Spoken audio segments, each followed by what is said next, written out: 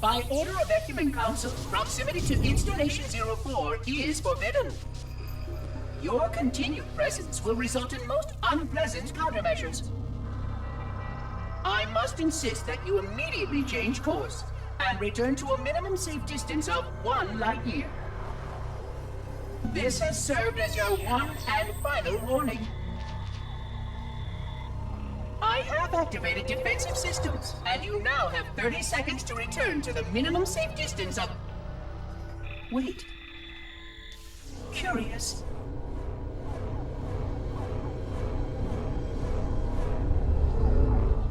Curious indeed, after all these years. Greetings, humans, and welcome to Installation 04. Ignore prior warnings, and please continue. I have disabled defensive systems to allow your approach, but you must not exit your ship once you have arrived at the designated landing center. This ring contains significant dangers, and even with your assumed legacy, I must verify the presence and pitch of your gauge before allowing full access. We have much to discuss, humans. I have been away far too long. You have been away far too long.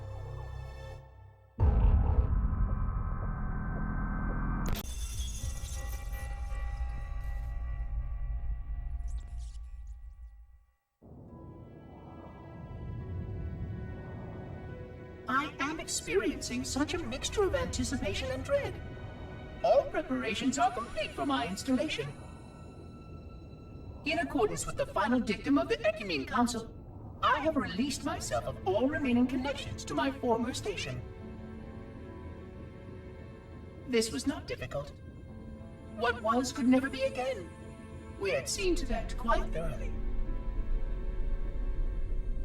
Prior to my final journey through the Great Portal, a gathering of my fellow monitors was convened upon the Lightworkers' Crèche to distribute the final index collection.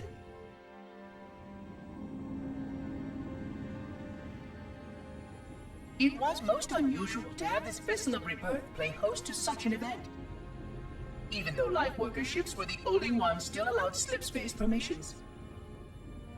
Lightworkers were responsible for getting us to our places on the active facilities of the array.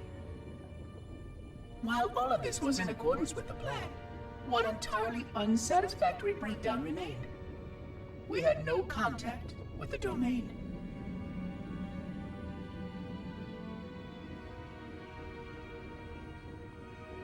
The history of all Forerunners was now lost to us. We relied upon the permanence of the domain to preserve our record of the events that led to this point. But without that record, would future civilizations know anything about us? Or only of our weapons? My fellow monitor, 049 Abject Testament, had only one comment on this before we went our separate ways. We deserve to be forgotten. Perhaps. Perhaps. But now, the portal opens, and through it, the familiar shape awaits. Halo. Home.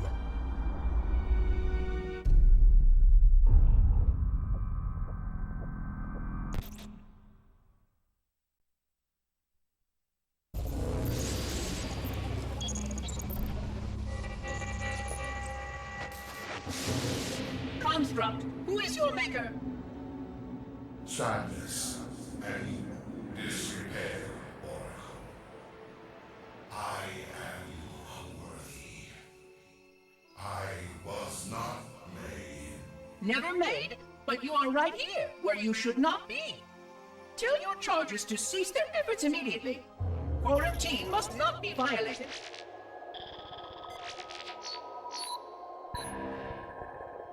Construct, respond! Jumbled grass. Familiar terms. I serve. None serve me, Oracle. Your charges must cease all aggression towards the Reclaimers and leave this installation at once. Construct, you are dangerously close to unleashing a force you cannot comprehend.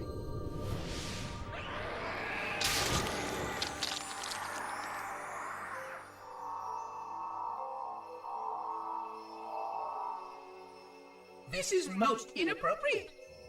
We follow the path, and I am part of the stone journey swarm that serves.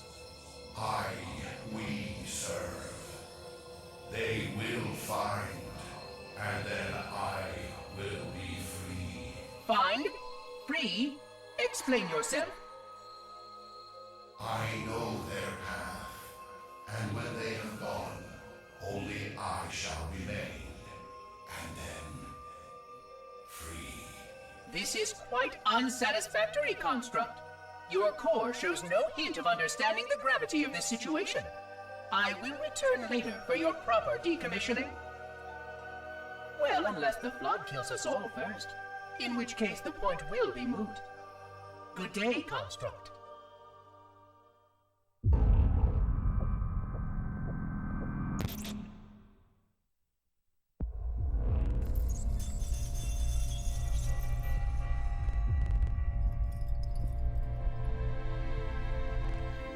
Entropy. It has now been 3,000 years since my last contact with any of the other caretakers of the Halo Array. Despite clear communications protocol, my fellow monitors have either chosen to ignore, or, more likely, have lost the ability to engage in our scheduled updates. The continued lapse of the domain means that we are stuck with achingly slow wormhole superluminal communications. Prior to this total communication shutdown, the only messages I received in the preceding 4,573 years were incomplete and quite perplexing transmissions from Installation 05.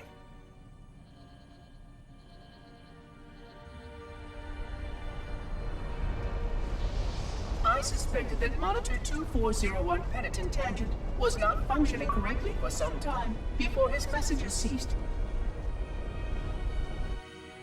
I have logged my concerns about his ability to perform his duties. At this point, however, I'm not sure who I file logs for. 2401 may be destined for madness. There are fail-safes for this, I know. I hope they work. I will continue to visit the projection systems at the assigned dates.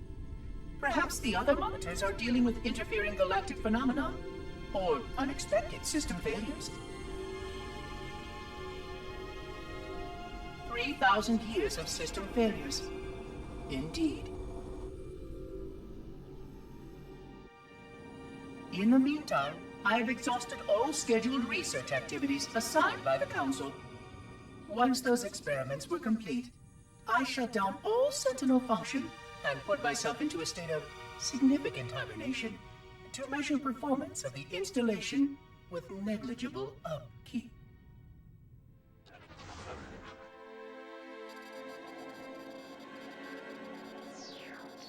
After 150 years with no noticeable impact upon installation systems or integrity, even in hibernation I became bored. This was quite troubling, as I was led to believe I was not capable of such a state. This was one of the gifts I was promised, an end to strife. I am aware of the dangers of a system such as myself losing operational focus. Quite troubling. I wonder if my fellow monitors are experiencing similar states, or if this is because of my particular path to this installation. For amusement, I have begun a series of experiments involving the evacuation of all matter from contained sections of my installation. By measuring the geologic effects of exposure to the vacuum of space, and the eventual biological recovery of these sections, I anticipate getting valuable insight into emergency response scenarios in case of sentient proximity warning.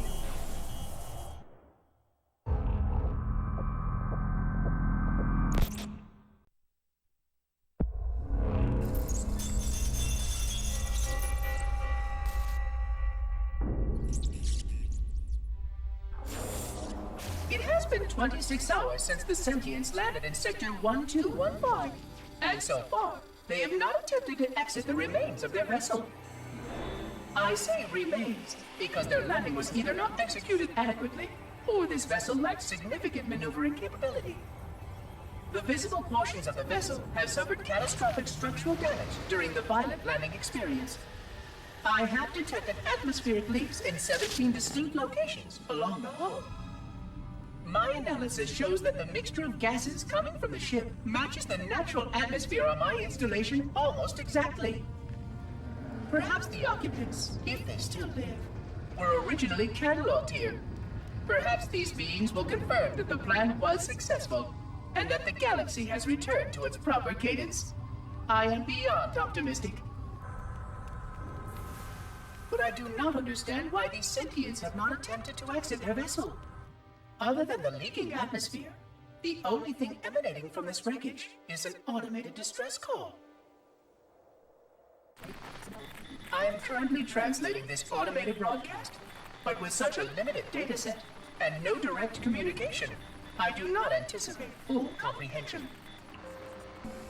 Given the short-range nature of this craft, it is likely that other vessels are nearby. But, in accordance with procedure, I am blocking the distress call. No communication of the location of any installation is permissible. I admit great curiosity about these visitors. While the plan is quite clear about procedure for this situation, I have my doubts. How many failure points can the plan sustain before blind adherence becomes counterproductive? Surely, in light of all that has changed, I should be able to modify my responses to adapt to it. No, I have duties. And I have a terrible cargo here. I must be sure. I shall obey and content myself to monitor. I hope they come out soon, though. So many questions to ask. So many questions.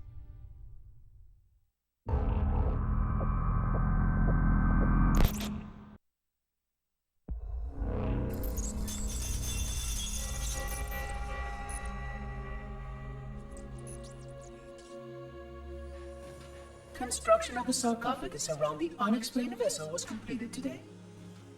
No occupants ever exited. No attempts to communicate were made, other than the automated broadcast that repeated every 72.83 seconds until the signal terminated 1 week ago. In accordance with procedure, no attempts at physical or remote contact were made with any survivors of this vessel's inelegant landing. Atmosphere from inside the craft stopped venting 2 weeks before the signal ceased. No relationship between these two events can be established with certainty. Gases that did escape were sterilized. No further sign of alien visitors or rescuers has been identified on any sensor systems. I have now endured 60,000 years without word from outside the array. I have no way to know whether we actually saved the galaxy we destroyed. And because of protocol, I sat silently while my first chance to be judged for those acts died. To say that I regret being forced to this outcome is a tremendous understatement. But as I perform my inspection of the quarantine labs today, I am reminded of the gravity of my responsibilities. Just one of these spores, if released from this facility, would render the ultimate judgment against our self-appointed role as protectors of this galaxy. When the plan to maintain the Halo array was created, it was a point of some contention whether we should preserve any remnant of the flood infection. Many thought this unwise, as there was a notable chance that one day one of our containment facilities might be breached. Those who held this belief were almost successful at convincing the Ecumen Council to destroy the last blood samples. But oddly enough, it was the librarian who decided otherwise. And I believe she was correct. I know in a way I cannot logically explain that there exists a way to actually defeat the flood.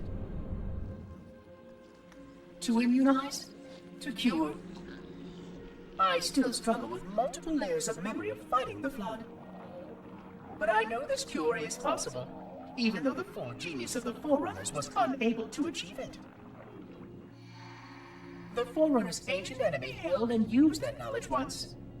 but it was denied to us. And without samples for further study, that cure will never again be found. Of course, I have no reason to believe that here lies the entirety of the parasite. It may be waiting in the frozen void beyond this galaxy, or worse, inexorably drifting toward us. I don't know what survives out beyond my installation, but I know that in order for anything to survive, I have to protect this installation and its quarantine very carefully.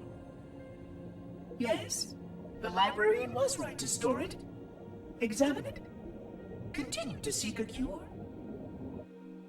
Still, next visitor, things will be different.